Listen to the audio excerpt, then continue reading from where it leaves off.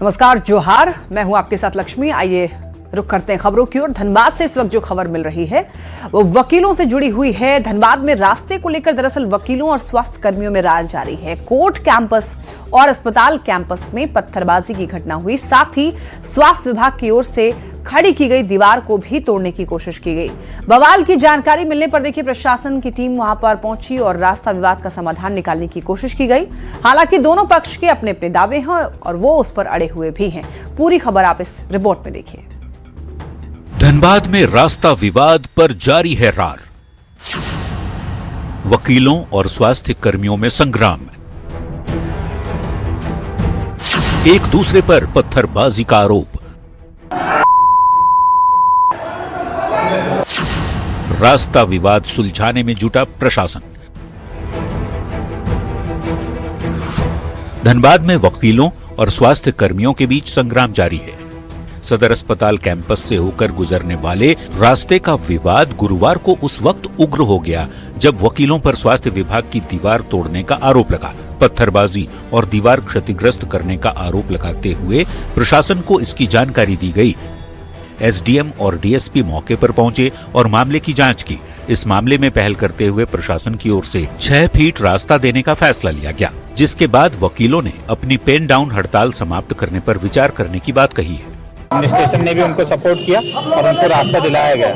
तो जो दीवार की बात उनकी तरफ से कही जा रही थी, अब उस चीज का कोई रेलेवेंस बनता नहीं है। तो जिस रीजन की वजह से उनकी यह हड़ताल थी, अभी अध्यक्ष महोदय ने ये माना है कि एडमिनिस्ट्रेशन ने एक बहुत ही पॉजिटिवली आगे आकर के उनकी समस्या का समाधान किया है। सिविल सर्जन का कुत्सित चाल है। अधिवक्ता शांतिपूर्ण ढंग से कानून को मानने वाले हैं, कानून का पालन कराने वाले हैं। अधिवक्ता कभी भी पत्थर नहीं चला सकता है। तो नियम से तुरंत अभी बोलेंगे और तोड़ देंगे, वैसा नहीं हो सकता है। और ये स्वास्थ्य विभाग का है, क्या क्या वो लोग नियम बनाए हैं जिसके आधार पर घोषणा किए हैं, बोले उसको हम लोग एक्सटेंशन करा देंगे। वकीलों पर पत्थरबाजी और दीवार तोड़ने का स्वास्थ्य कर्मियों ने आरोप लगाया है। छत पर मौजूद वकीलों के शॉट्स के साथ कमरे में फैले ईंट पत्थर और टूटी खिड़की इशारा जरूर कर रहे हैं कि पत्थरबाजी हुई है, लेकिन ये किसने किया, इस पर दोनों पक्ष के अपने अपने दावे हैं। कार्यालय में काम करना बहुत मुश्किल हो गया। अस्पताल में अगर बेला बेकुर का माहौल बनता है तो मरीज को इलाज करने में कठिनाई होगी और प्रशासन को इस पर सख्त कार्रवाई करनी चाहिए। चिन्हित करके जो वीडियो फुटेज आया है उसको देखकर चिन्हित करें और उन पर कार्रवाई करें। लेकिन अगर यह कार्रवाई अगर दोबारा किसी ने इस तरह की कार्रवाई करने की कोशिश की तो हम बाध्य होंगे कि हम अस्पताल सेवा को बंद कर दें। वकील और स्वास्थ्य कर्मी एक दूसरे पर पत्थरबाजी करने और दीवार तोड़ने की कोशिश का आरोप लगा रहे हैं। वकीलों के बाद हेल्थ कर्मियों ने भी सुरक्षा की मांग करते हुए कार्रवाई नहीं होने पर स्वास्थ्य सेवा बाधित करने की चेतावनी दी है। लेकिन जिस तरह से यह विवाद गहराता जा रहा है वह कहीं न कहीं चिंता का विषय है और इससे लेकर अब जिला प्रशासन और पुलिस को चाहिए कि इस विवाद को जितना जल्द हो सके उसे रोकने का प्रयास किया जाए। फिलहाल बार एसोसिएशन के अधिवक्ताओं का आंदोलन जारी है। संजय गुप्ता, न्यूज 18 धनबाद। और देखिए बड़ी खबर दुमका से है, जहां भीषण सड़क हादसे में 2 लोगों की मौत हुई है जबकि 3 लोगों के घायल होने की खबर है।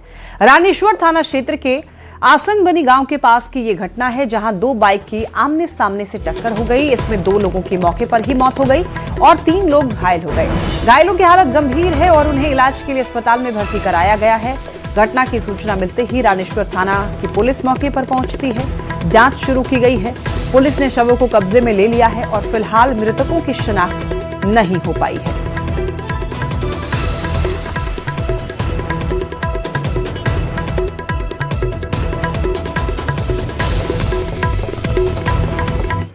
देखिए झारखंड में हाथियों का आतंक कब थमेगा, ये सवाल इसलिए क्योंकि हाथी के हमले से कई परिवार उजड़ गए हैं। आए दिन हाथियों का ये झुंड काल बनकर आता है और लोगों को मौत की नींद सुला देता है। गुमला से लेकर बोकारो तक जंगली हाथियों का झुंड उत्पात मचा रहा है। लोग डरे हुए हैं। वन विभाग के खिलाफ भी लोगों में आक्रोश देखने को मिल रहा है। हाथी के आतंक और अपनों को खोने की ये दर्द भरी आप रिपोर्ट देखिए। भागो भागो हाथी आया, जान बचाकर भाग रहा युवक और उसके पीछे दौड़ता हाथी। हैरान करने वाली ये तस्वीर गुमला की है, जहां एक चूक और जान से हाथ धोना पड़ेगा। तस्वीरों में देखिए कैसे युवक पर हमला करने के लिए हाथी उसे भगा रहा है। गुमला के भरनो प्रखंड के अमलिया सहित आधा दर्जन गांवों में 16 जंगली हाथियों का झुंड लगातार उत्पात मचा रहा है, जिसके चलते ग्रामीण डर के साए में जीने को विवश हैं। हाथियों का झुंड ग्रामीण इलाके में डेरा जमाए हुए है। वन विभाग की टीम हाथियों के मूवमेंट पर नजर रख रही है। वहीं लोगों को सचेत रहने और हाथियों के नजदीक न जाने, छेड़छाड़ न करने की अपील भी की जा रही है, लेकिन लोग मानने को तैयार नहीं है। लोग हाथियों के नजदीक जा रहे हैं, जिससे कभी भी हादसा होने का डर है। रामगढ़ के गोला वन क्षेत्र में भी हाथियों का उत्पात लगातार जारी है। हाथियों का झुंड बीते कई दिनों से हेसा पोड़ा के परसाडीह में उत्पात मचा रहा है, घरों को क्षतिग्रस्त कर रहा है, साथ ही सब्जी के खेती को बर्बाद भी कर रहा है, जिसके चलते ग्रामीण रत जगह करने को मजबूर है। हाथियों के झुंड ने डुमरडीह में भी उत्पात मचाया। अभी भी हाथियों का झुंड परसाडीह के जंगल में मौजूद है। ग्रामीण इसे भगाने का प्रयास कर रहे हैं। वन विभाग को भी सूचना दी गई है। हाथी बहुत तंग कर रहा है कि अभी हाथी इतना बेरा हो गया मोर, अभी घर के सामने हाथी है, इसको भगाने के कोशिश करिए। बहुत दिन से तंग कर रहा है हाथी, कभियो नहीं कखनो घर भी घुसता है, एकदम सुतने बैठने का दिक्कत हो रहा है। वहीं बोकारो में हाथियों का झुंड काल बनकर आया है। हाथियों के झुंड ने एक ही परिवार के 3 लोगों को कुचलकर मार डाला। घटना महुआटांड थाना क्षेत्र के बड़की पुन्नू करमाली टोला की है, जहां हाथियों का झुंड सुबह सुबह गांव में घुसकर एक ही परिवार के 3 लोगों को मार डाला, जिसमें एक शख्स और 2 महिला शामिल है। इस हादसे से ग्रामीणों में दहशत का माहौल है। ग्रामीणों में वन विभाग के खिलाफ आक्रोश भी है। ग्रामीणों की माने तो 4 फरवरी की शाम हाथियों का झुंड गाँव में घुस आया था। उस समय ग्रामीणों ने मशाल, शोर और अन्य उपायों से हाथियों को किसी तरह तो भगा दिया। हालांकि खतरा टला नहीं था। 5 फरवरी तड़के करीब 3 बजे हाथियों का झुंड दोबारा गांव में घुस आया और इस बार जमकर उत्पात मचाया। हाथियों ने घरों के गेट तोड़े और अंदर घुसकर सो रहे लोगों पर हमला भी कर दिया। बोकारो में फिलहाल 4 जगहों पर हाथी है, गोमिया में 3 जगहों पर तथा पेटरवार के गागा में भी हाथी है। अंधेरे के समय में घर से बाहर ना निकले ताकि ऐसा जो हादसा है वो ना हो। अगर कहीं पे हाथी दिखाई भी देता है तो हमारे QRT अथवा फॉरेस्ट गार्ड को इन्फॉर्म करें ताकि हम क्विक इसमें एक्शन ले सके। झारखंड में हाथियों का आतंक लगातार बढ़ रहा है। ग्रामीणों की जान जा रही है, परिवार उजड़ रहे हैं और सवाल यही कि कब मिलेगी हाथी के आतंक से निजात। कब तक ग्रामीण अपनी जान गंवाते रहेंगे और कब तक प्रशासन हाथ पर हाथ धरे बैठा रहेगा। न्यूज 18 के लिए गुमला से रुपेश भगत, रामगढ़ से जावेद खान के साथ बोकारो से मृत्युंजय कुमार की रिपोर्ट। खबर हजारीबाग से, जहां बरही थाना क्षेत्र में 16 नवंबर की रात हुई ज्वेलरी लूट की बड़ी वारदात का पुलिस ने खुलासा कर दिया है। इस घटना में अपराधियों ने करोड़ों रुपए के जेवरात लूट लिए थे। मामले में फरार चल रहे 5वें आरोपी रामाशीष चौधरी को भी पुलिस ने गिरफ्तार कर लिया है। इससे पहले देखिए 4 आरोपियों की गिरफ्तारी हो चुकी है। लूटे गए जेवरात और घटना में प्रयुक्त गाड़ी और हथियार भी बरामद किए जा चुके हैं। तो देखिए ज्वेलरी लूटकांड का खुलासा हुआ और इस मामले में जो 5वां आरोपी था लूट में शामिल, उसकी भी गिरफ्तारी हो चुकी है, रामाशीष चौधरी। एक और अभियुक्त का हम लोग गिरफ्तारी करने में सफलता प्राप्त किए हैं। ये भी साथ में जो 5 लोग आए थे, इसमें से ये भी व्यक्ति यहाँ पे आया था। ये जो अपराधी है ये भी बाइक में साथ में था, छोटू उर्फ धनंजय के साथ। ये भी उसी बाइक में सवार था और जो जेवरात जो अपने उठा करके जो अपने जांग में रखा था, तो यही व्यक्ति था। खबर गिरिडीह से, जहां हरलाडीह ओपी क्षेत्र में हुए सामूहिक दुष्कर्म मामले का खुलासा हो चुका है। पुलिस ने इस मामले में 8 आरोपियों को गिरफ्तार किया है। 4 नाबालिग बताए जा रहे हैं। बाल सुधार गृह भेजा गया है। नाबालिग को पकड़े गए आरोपियों के पास से घटना के समय इस्तेमाल किए गए 7 मोबाइल फोन बरामद हुए हैं और साक्ष्य के रूप में उनके कपड़े भी बरामद किए गए हैं। युक्तों में से 4 अभियुक्त जो कि बालिग हैं, के अलावा 4 और जो नाबालिग हैं जो 18 वर्ष से कम है, उन सभी की संलिप्तता पाई गई है। राज्य सरकार के खजाने से 10,000 करोड़ की राशि की अनियमितता को लेकर सियासत रुकने का नाम नहीं ले रही। नेता प्रतिपक्ष बाबूलाल मरांडी ने सरकार पर गंभीर आरोप लगाए हैं और ये पूछा है कि आखिर सरकार जांच से क्यों कतरा रही है, जिस पर कांग्रेस ने पलटवार करते हुए ये कहा कि सरकार की ओर से राशि को लेकर ऑडिट करा लिया गया है और बैंकों को ब्लैक लिस्टेड भी कर दिया गया है। तो आपको बताते चलें, राज्य सरकार के खजाने से 10,000 करोड़ की राशि की अनियमितता को लेकर के अब सियासत जो है वो रुकने का नाम नहीं ले रही है। इस पर लगातार सियासत हो रही है। नेता प्रतिपक्ष बाबूलाल मरांडी ने सरकार पर गंभीर आरोप लगाए हैं। इतना ही नहीं, सरकार से सवाल पूछा है कि आखिर सरकार जांच से क्यों कतरा रही है, जिस पर कांग्रेस ने पलटवार किया है और ये कहा है कि सरकार की ओर से राशि को लेकर ऑडिट करा लिया गया है। घपलेबाजी करने के बाद या केंद्र सरकार पर हमेशा ठीकरा फोड़ते हैं कि हमें पैसे नहीं मिल रहे हैं, पर असल बात यह है पैसे मिलने के बाद यहाँ पर जिस तरीके की चोरी और हेराफेरी हो रही है उससे पूरा का पूरा वित्तीय प्रबंधन बिगड़ा हुआ है और आम जनता को इसका भारी नुकसान हो रहा है। लेकिन महागठबंधन की सरकार में किसी प्रकार की कोई अनियमितता नहीं है। हम जीरो टॉलरेंस की नीति पर काम कर रहे हैं और जो 10,000 करोड़ की बात है उसकी भी ऑडिट हुई है।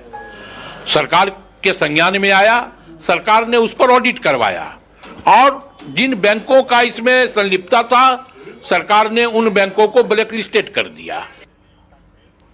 झारखंड में देखिए, हेमंत सोरेन कैबिनेट की बैठक हुई, लेकिन निकाय चुनाव को लेकर जारी आचार संहिता को लेकर कैबिनेट ब्रीफिंग नहीं की गई। कैबिनेट की बैठक के बाद मुख्यमंत्री हेमंत सोरेन ने केंद्र सरकार की नीतियों पर तीखा हमला बोला। सीएम हेमंत सोरेन ने यह कहा कि संविधान से बढ़कर कोई नहीं है, लेकिन आज उसी पर सवाल उठाए जा रहे हैं। उन्होंने कृषि क्षेत्र को विदेशी बाजार के लिए खोलने पर नाराजगी जताई है और आशंका जताई है कि इस देश में भुखमरी जैसी स्थिति बन सकती है, जिसका सीधा असर किसानों, मजदूरों और छोटे मझोले उद्योगों पर पड़ेगा। कृषि का क्षेत्र उसको भी विदेशी बाजारों के लिए खोल दिया गया। अब विदेश से आने वाले कृषि यंत्र हो, अनाज हो, वो अब भारत के बाजार में बिकेंगी। अब यहाँ के क्या किसान उनके साथ कंपटीशन कर पाएंगे? ये तो स्थिति है। अब बाकी व्यापार जगत का क्या होगा वो तो व्यापारी लोग बताएंगे, लेकिन मूल रूप से हम लोग जो किसान मजदूरों को बात देखते हैं बहुत करीब से,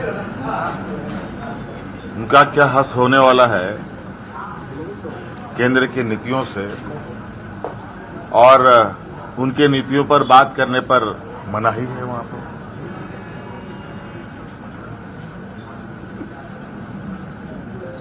अब इसमें प्रतिक्रिया देना क्या, उसका अब प्रतिक्रिया नहीं, अब असर आप लोग देखेंगे। भारत अमेरिका ट्रेड डील पर देखिए सियासत तेज हो गई है। कृषि मंत्री शिल्पी नेहा तिर्की ने यह कहा कि किसानों की जो स्थिति हुई है और हो रही है इस वक्त, वो किसी से छिपी नहीं है। अमेरिकी नीतियों को लेकर के हमारे किसान जो हैं परेशान हैं, इनका कहना है। मनरेगा के कारण निश्चित रूप से पलायन बढ़ेगा और जो किसानों को भी मार खाने वाले हैं किसान इस नीति नियम के कारण, ये इतना ही दुखदायक होने वाला है कि आज जिस स्तर पे हमारा देश है, खास करके कृषि के क्षेत्र में, हम और पीछे जाने वाले हैं। कि इस बार के बजट में भी इन लोगों ने छोटे सीमांत किसानों के लिए कोई भी प्रावधान नहीं किया है। प्लस आप जो कह रही हैं कि जो यूएस डील हुआ है जिसमें पूरे एग्रीकल्चर का द्वार को खोल दिया गया है, यूएस से सारा एग्रीकल्चर प्रोड्यूस हुआ, मशीन्स हुआ, वो तमाम चीज़ों के लिए अब आपको पूरे द्वार को खोल दिया गया है। तो हमारे जो छोटे किसान हैं, जो हमारे पिछड़े किसान हैं, आप समझ लीजिए कि वो कैसे कम्पीट कर पाएंगे वैसे मार्केट में। राज्य सबसे ज्यादा प्रभावित होने वाला है क्योंकि हमारा आधा से ज्यादा आबादी कृषि क्षेत्रों में ही निर्भर है। सदन में ये सब चीजों के बारे में बात नहीं करने देते हैं, इस तरह की चीजों को, नए नए मुद्दों को लाते हैं ताकि हम और आप इन सभी चीजों में डिस्कशन करें। भारत आगे बढ़ रहा है, पर इस रफ्तार के पीछे क्या है कोई नई सोच? जानिए आज रात 9 बजे। और यहाँ वक्त है एक छोटे से ब्रेक का, जल्द लौटेंगे।